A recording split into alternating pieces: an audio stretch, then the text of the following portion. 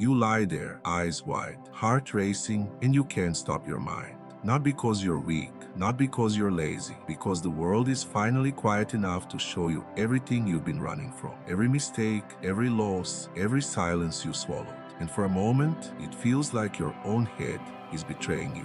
And the painful part is, it may not be your fault. Your mind is not just overthinking. It is scanning, remembering, protecting, trying to make sense of why the world sometimes feels unsafe. But before you blame yourself, you need to understand one thing. Your mind may not be keeping you awake. It may be trying to keep you alive. You know that moment.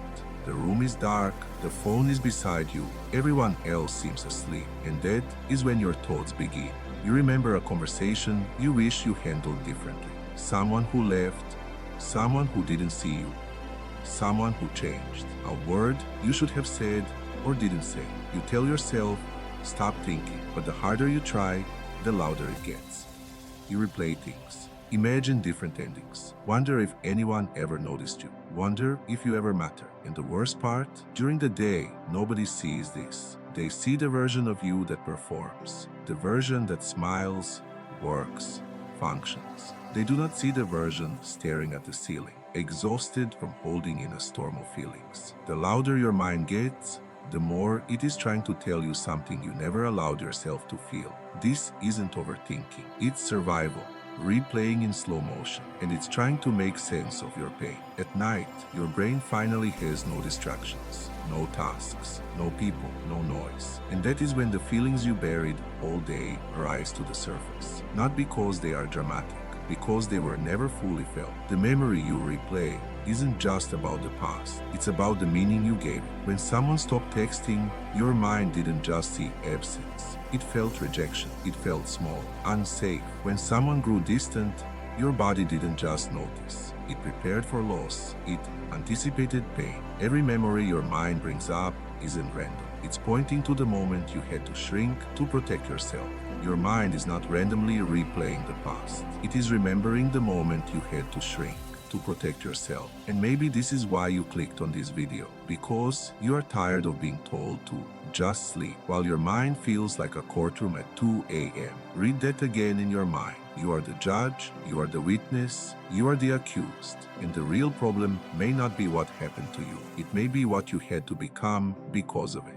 This is the part nobody ever talks about. Your mind is holding the questions you were never allowed to ask. Somewhere along the way, you learned the role. Maybe you became the quiet one, the strong one, the one who said it's fine when it wasn't, the one who asked for nothing because needing once got you hurt. Now, at night, your mind does the work your mouth never dared to do. It asks the questions you swallow. It cries in thoughts because you did not let yourself cry in front of anyone. And maybe the reason your mind will not stop is because a part of you is still waiting for an explanation you never got, an apology, a sign, a different ending. And this is where it gets uncomfortable.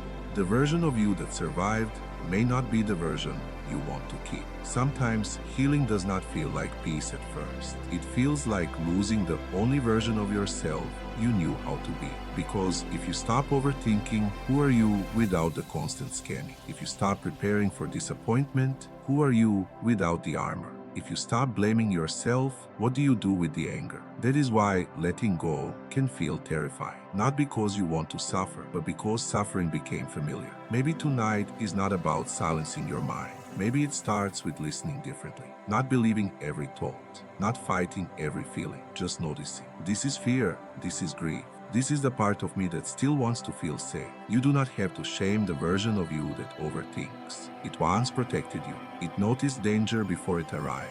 It prepared you for pain before it came. It kept you from being surprised again. Maybe now, it does not need to work so hard. Maybe your mind is not your enemy. Maybe it is just tired. Tired from guarding a heart that never got enough rest. If this video describes something you could never explain, leave one word in the comments. See. And if you want more videos for the quiet parts of yourself nobody usually notices, subscribe.